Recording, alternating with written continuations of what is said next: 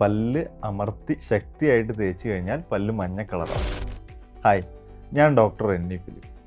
പല്ലിൻ്റെ ഏറ്റവും outer most layer enamel കുറച്ച് വൈറ്റിഷ് ആണ്, അതുപോലെ തന്നെ ട്രാൻസ്ലൂസൻ്റ് ആണ്. ലൈറ്റിനെ കടത്തി വിടാനുള്ള പ്രോപ്പർട്ടി ഉള്ളത്. ഇനാമലിൻ്റെ തൊട്ട് താഴെയുള്ളത് ഡെൻറ്റിൻ എന്ന് പറയും. ഡെൻറ്റിന് കുറച്ച് യെല്ലോയിഷ് കളറാണ്. ഈ ഇനാമലിലൂടെ ഡെൻറ്റിൻ്റെ കളർ പുറത്തേക്ക് കാണുന്നതാണ് പല്ല് മഞ്ഞയായിട്ട് കാണാനുള്ള കാരണം.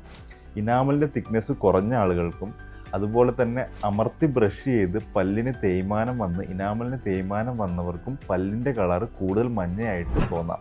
അതുകൊണ്ടാണ് ചിലർക്ക് പ്രായം കൂടുന്നതിനനുസരിച്ച് പല്ലിന് തേയ്മാനം വരികയും പല്ല് മഞ്ഞ കളറായിട്ട് തോന്നുകയും ചെയ്യുന്നത്. ഇനി ഇതുകൂടാതെ വേറെയും ചില കാരണങ്ങളുണ്ട്.